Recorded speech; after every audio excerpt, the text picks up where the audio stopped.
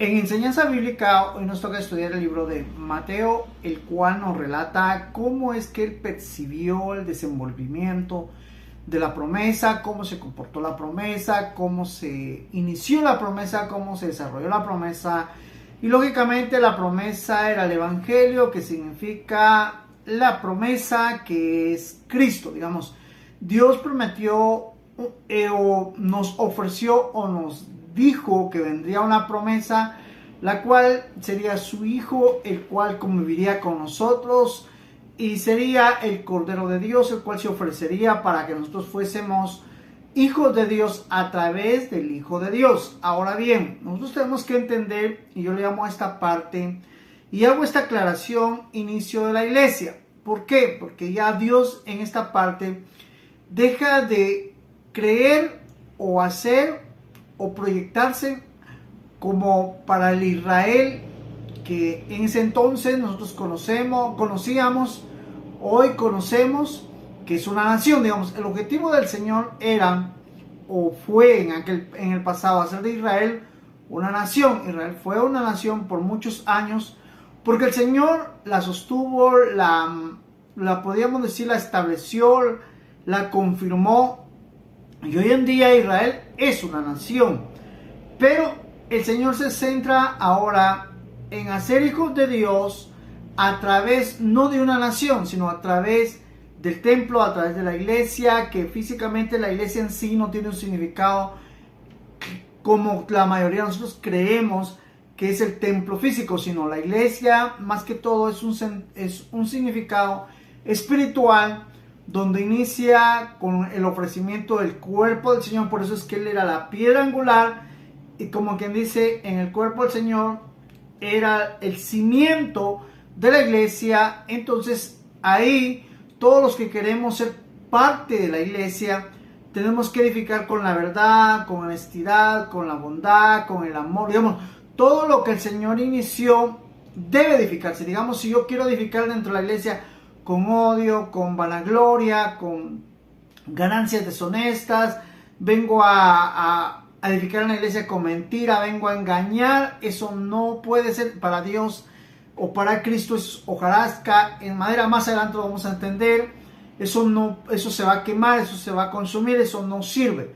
Tiene que ser nuestro fundamento, nuestros deseos, o como quien dice, de estudiar la Biblia, de estar en la iglesia con la verdad, con el amor, con la bondad, con la fe. Todo esto que es de Dios, si nosotros lo seguimos, estamos dentro de la iglesia. Pero si nosotros vamos con otra intención, ya sea de la iglesia o la palabra, que también yo les he explicado que no estudiamos la palabra para contienda, para saber más, para demostrar a la gente que nosotros sabemos. No, tenemos que saber estudiar la Biblia. Es para honrar a Dios como hijos y para honrar a Dios como siervos.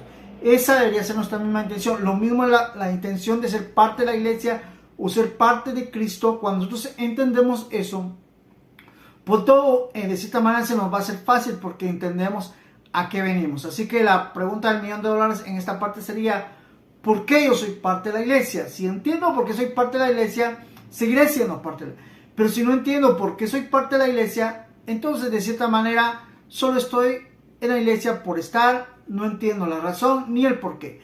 Pero el libro de Mateo nos va a enseñar, si no hay una buena razón, nos va a enseñar a tener la razón y poder comprender que la mejor razón es Cristo, como que dice, aferrarnos a Él, confiar en Él y aprender de Él. Acuérdense que Él mismo dijo que nadie puede entrar al reino de los cielos si no se hace como un niño, como que dice iniciar, o como quien dice aprender o tomar la postura de un niño, como que dice ignorar ciertas cosas que necesitamos aprender, que el reino nos está revelando, que la iglesia nos está revelando, que Cristo nos está revelando, para que podamos comprender y hacer lo que Él quiere que hagamos, y entonces lograremos lo que necesitamos lograr: entrar al reino de los cielos y ser parte del reino de los cielos. Así que iniciamos con Mateo.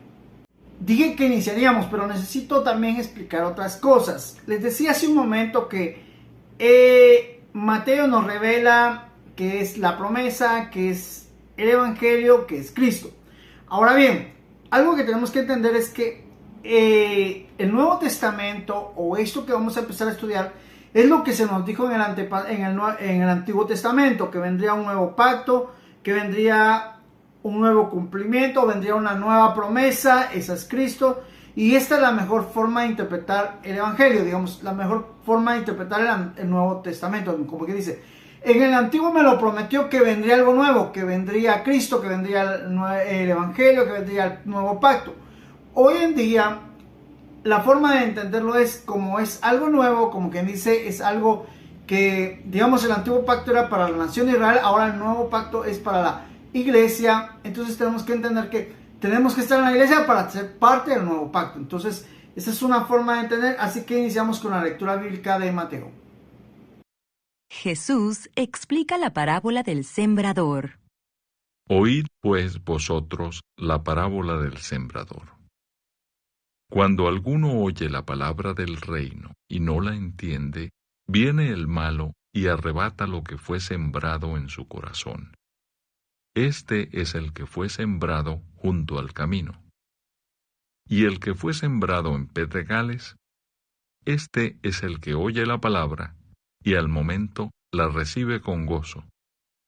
Pero no tiene raíz en sí, sino que es de corta duración, pues al venir la aflicción o la persecución por causa de la palabra, luego tropieza. El que fue sembrado entre espinos, este es el que oye la palabra, pero el afán de este siglo y el engaño de las riquezas ahogan la palabra y se hace infructuosa. Mas el que fue sembrado en buena tierra, este es el que oye y entiende la palabra, y da fruto, y produce a 100, a 60 y a 30 por uno. En la lectura bíblica, que es de Mateo capítulo 13, del verso 18 al 25, encontramos en el verso 18, Cristo inquietando a sus discípulos, oye a la iglesia y dice, escuchen pues lo que quiere decir la parábola del sembrador. Como que dice, nos centramos en la explicación que Cristo da. Hay muchas cosas que dentro de la Biblia no fueron explicadas por Cristo, solo fueron dadas, pero en sí la parábola de la siembra o del sembrador sí está explicado. Es por ello que nos centramos, como quien dice, en lo que Cristo explicó, para que nosotros pudiéramos entender lo que realmente Él quería darnos a entender con esta parábola. En el verso 19 nos habla que la semilla que cae en el camino son aquellas personas que no entienden la palabra, no entienden las cosas de Dios. Viene el malo o el maligno y quita lo que fue sembrado en sus corazones. Como que dice, son los que caen en el camino. Lo primero que necesitamos entender es que por naturaleza pecaminosa humana, la mayoría de nosotros no tenemos desarrollados los sentidos de comprensión. Es más, algunos pues de cierta manera no nos gusta escuchar, no nos gusta comprender, nos molesta el capacitarnos, nos duele la cabeza. Es más, la Biblia es otra forma también cuando se nos dice, pero eso es una naturaleza humana que nos está impidiendo comprender. Entonces, por ahí más o menos nos está explicando el Señor. Digamos, nosotros necesitamos comprender el Evangelio. Necesitamos entender por qué estamos en el Evangelio. Nosotros necesitamos saber cada una de las cosas del Evangelio para poder comprender por qué estamos aquí. Por ejemplo, digámoslo de esta manera. ¿Por qué yo necesito conducir un auto? ¿Verdad? Porque necesito transportarme de un lado a otro. Se me va a hacer más fácil. Sí, cierto, hay ciertos gastos, ciertas cosas, pero de igual manera, sí cubro esos gastos, pero voy a tener la facilidad de moverme de una manera más rápida. Cuando yo entiendo eso, yo voy a querer un auto. Pero si yo compro un auto, digámoslo así, pero no entiendo que voy a gastar más de lo que gasto, no entiendo que de cierta manera van a haber situaciones adversas donde colas, tráfico y muchas cosas que hoy en día se dan. Entonces voy a decir, ¿para qué compré el auto? Si al final me trae más gasto, entonces no lo voy a ver como la forma fácil de moverme, sino voy a ver como una carga. Entonces, cuando yo ya comprendo que es cierto, todo lo que quiero tiene un costo, todo lo que de cierta manera va a ser como una herramienta, digamos, yo veo el carro como una herramienta y no como una inversión, entonces me voy a dar cuenta que es una herramienta que me va a facilitar la fórmula de moverme más rápido. Entonces voy a estar dispuesto o dispuesta a pagar lo que esto conlleva con tal de moverme lo más rápido posible. Eso es importante entender para poder tener un auto. De igual manera, digamos, ¿para qué quiero ir al evangelio? Para irme a dormir a la iglesia, para fingir que soy cristiano evangélico, para ser parte del grupo, para que todos me vean mi vestido nuevo, mis zapatos nuevos, mi ropa nueva, mis pantalones nuevos. Que es una plataforma de qué, de lucir ropa nueva, relojes, logros o qué sé yo. ¿Por qué estoy ahí? No, nosotros estamos ahí para honrar a Dios como hijos y para honrar a Dios como siervos. Para eso estamos en el evangelio. Si comprendemos esto, vamos a ver el evangelio de buen provecho y vamos a tratar de hacer lo que Dios quiere. Como que dice, cuando un hijo se comporta bien en casa, entiende por qué su casa es valiosa y por qué sus padres son valiosos. De igual manera lo hará un hijo. De igual manera lo hará en la iglesia. De igual manera lo hace un siervo cuando entiende que de cierta manera la empresa es necesaria. Es cierto, él trabaja duro, pero es necesario porque le da un trabajo, le da un bienestar a su iglesia, le da una comodidad de vivir. Cuando entiende eso, va igual ir con todos los días con las mejores intenciones a trabajar. De igual manera es cuando nosotros queremos servir a Dios. Sabemos que de cierta manera necesitamos anunciar el evangelio, necesitamos proclamar esto que nos ayuda a nosotros a entender, a mejorar nuestra vida, y de cierta manera queremos transmitirlo a otros para que otros también vengan y entiendan lo beneficioso y lo bueno que es servir a Dios. Eso es lo que entendemos en esta parte, pero si no lo entendemos, el malo nos lo va a quitar y nos vamos a quedar como que dice, ¿qué pasó acá? No entiendo. En el verso 20 y 21 nos habla sobre los que cayeron sobre piedra. 1. No desarrollan raíz porque hay piedra, no pueden desarrollar raíz. 2. Que dice que cuando venga la angustia, venga la persecución, vengan las pruebas, como no se afirman, como no echan raíces, como no entienden que necesitan afirmarse, dice que luego fallan, como que dice, ya no siguen el evangelio. ¿A cuántas personas conocemos así? Que inician el evangelio y de cierta manera no pueden afirmarse por alguna razón.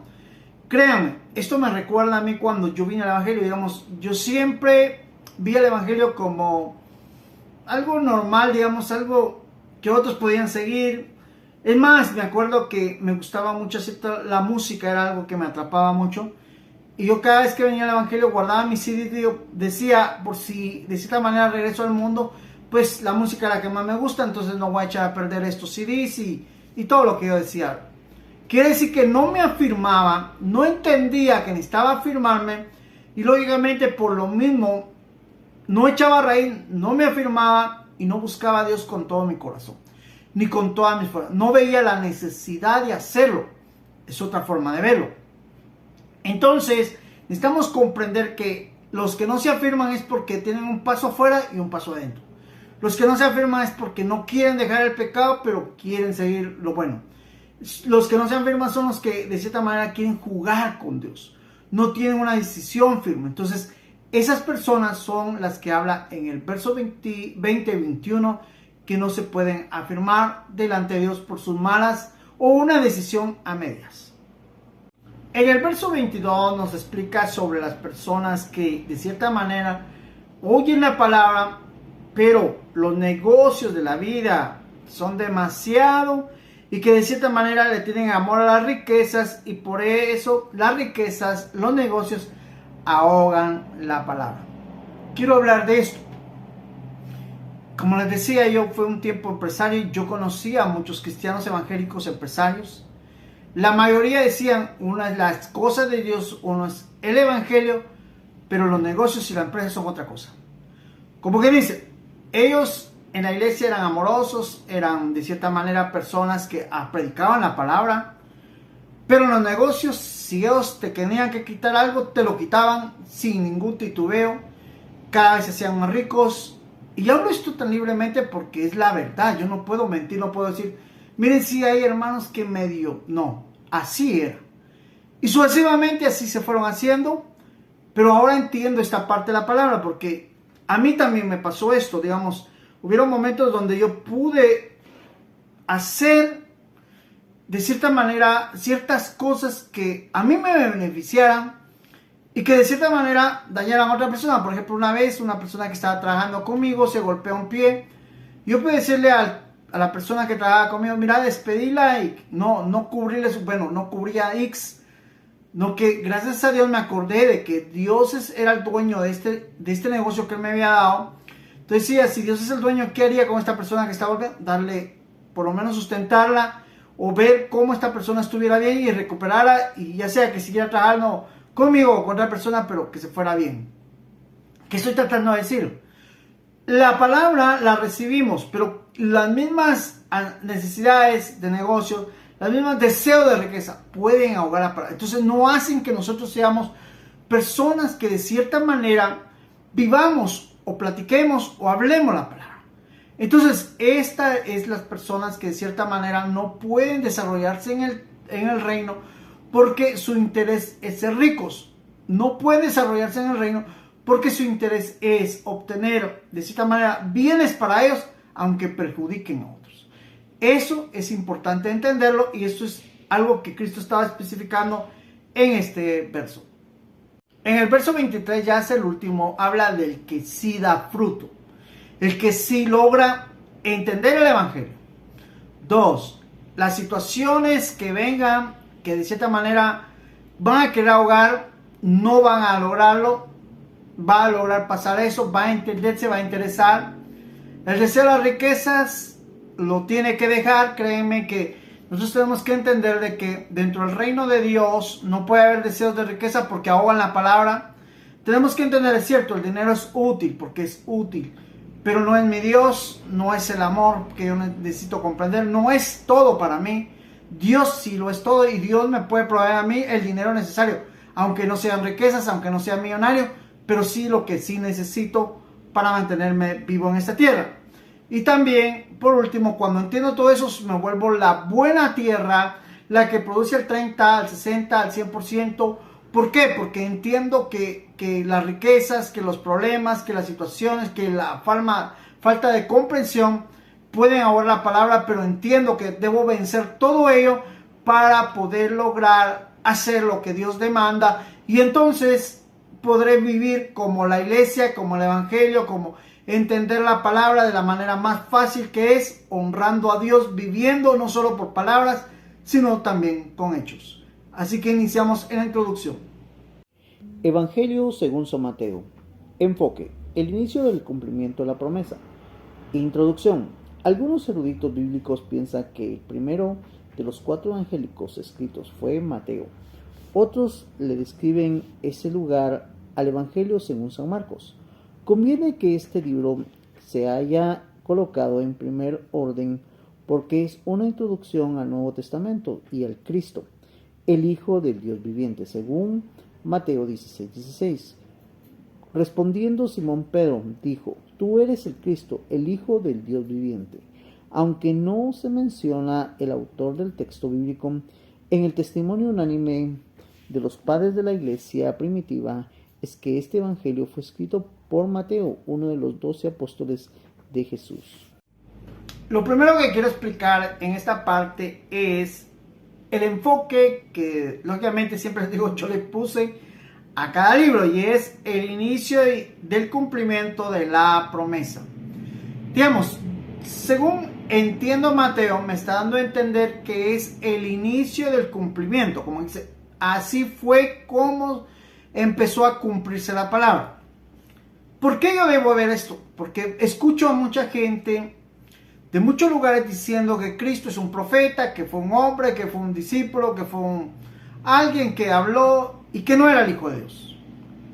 Eso significa que Dios, perdón que lo diga, que me prometió que su Hijo iba a venir, no me lo ha cumplido. Que Dios dijo que iba a venir su Hijo, pero no ha venido, porque todavía lo seguimos esperando. Hasta aquí no ha venido. Que Dios que dijo que un día vendría su Hijo y lo ofrecería por sacrificio para que yo tuviera acceso a Él, no ha cumplido nada. Pero me doy cuenta que eso dicen las personas. Ahora, la palabra de Dios, o Dios interesado en su palabra, me dice otra cosa.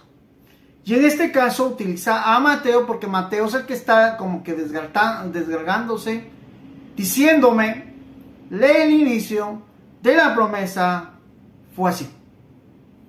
Él nació, él vivió, él inició su ministerio, él empezó a hacer esto, fue crucificado, resucitó al tercer día, fue glorificado en el cielo, fue tomado al cielo. Hoy en día él fue un discípulo que lo vio, lo tomó, lo tocó, eso ya lo dice Juan, pero alguien que estuvo con él, que se interesó en escribir y decirnos a nosotros, a todos los que quieren creer, como en este caso, Dios me ha puesto a mí el interés de creer, que el inicio de la promesa fue así. Eso significa que yo tengo que decir que el Dios que prometió que me enviaría a su Hijo, ha cumplido. Que el Dios que dijo que nos lo enviaría y lo ofrecería como un sacrificio para salvarme y acercarme a Él, ha cumplido.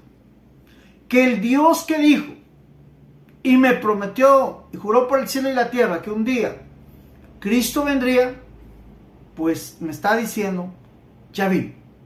Ahora me queda a mí dos cosas. ¿Le creo a los hombres o le creo a Dios? Así es como nosotros necesitamos ver esto. Porque hoy en día las comunicaciones son más fáciles. Y lógicamente en las redes sociales, que es la parte donde estoy abarcando, hay gente que dice que sí, Cristo ya vino. Hay gente que dice que no. Hay gente que dice, mira, yo te voy a explicar por qué yo no creo. Y otros, yo te voy a explicar por qué sí creo. Y no se trata de que me expliquen que él cree, él no cree. La pregunta del $1.000.000 es, ¿qué crees tú? Si no crees, ve a la escritura y ve el relato en este caso de Mateo, que le está diciendo a los judíos, ya está cumplida la promesa. Lo que él prometió, ya está.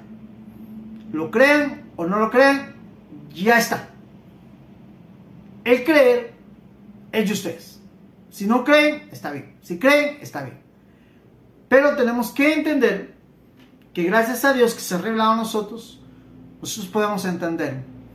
Así que el enfoque de este libro que yo le he puesto es el inicio, como dice, el cumplimiento de la promesa. Lo que Dios dijo se cumplió. En la introducción vemos un punto que algunos también lo ven. Que Mateo fue primeramente escrito, de ahí Marcos, otros dicen que Marcos. Bueno, hay un debate ahí entre Mateo y Marcos. Lo bueno es que cuando tenemos un buen corazón, no importa si fue Mateo primero, si fue Marcos primero. Leamos Mateo, leamos Marcos. Que el beneficio realmente es entender el Evangelio. Primero o segundo es entender el Evangelio. Lo puse acá para que hay cosas que definitivamente no hay que debatir. Hay cosas que, bueno, si algunos quieren ver a Mateo primero, pongámoslo primero. Mejor Marcos, pongámoslo, no hay problema. Marcos me está relatando lo que él percibió, lo que él entendió. Y Mateo me está relatando lo que él pudo ver y entender. Primero o segundo, la información es valiosa de ambos que escribieron los evangelios. Ahora bien, hay un punto que le favorece que Mateo esté al principio. Porque Mateo nos habla que Pedro dijo, tú eres el Cristo, el Hijo del Dios viviente. Con esto tiene que estar en primer lugar. Porque Mateo escuchó a Pedro confirmar que le dijo a Cristo, tú eres el Hijo del Dios viviente. Eso realmente es impactante para aquellos que queremos creer. Eso es impactante para aquellos que entendemos que Cristo era el Hijo de Dios, o es el Hijo de Dios, sería la palabra adecuada. Realmente escuchar a un hombre decirlo, como dice, con un solo hombre, uno reconociendo, y los 11 más confirmando que así era, el Señor realmente a sus 12 discípulos usó como los 12 testigos que confirmaran que Él era el Hijo del Dios viviente. Eso es. Ahora, Hoy en día, les decía, hay un debate que sí, que no es, o que tal vez o no puede ser, porque ellos esperan y siguen esperando. Créanme, realmente acá no es que eso no es. Si me lo están diciendo 12, a mí, ¿qué me queda a mí decir sí o no? Esa es la decisión que es más importante también en nosotros, que nosotros necesitamos hacer en nuestra vida. Otro punto.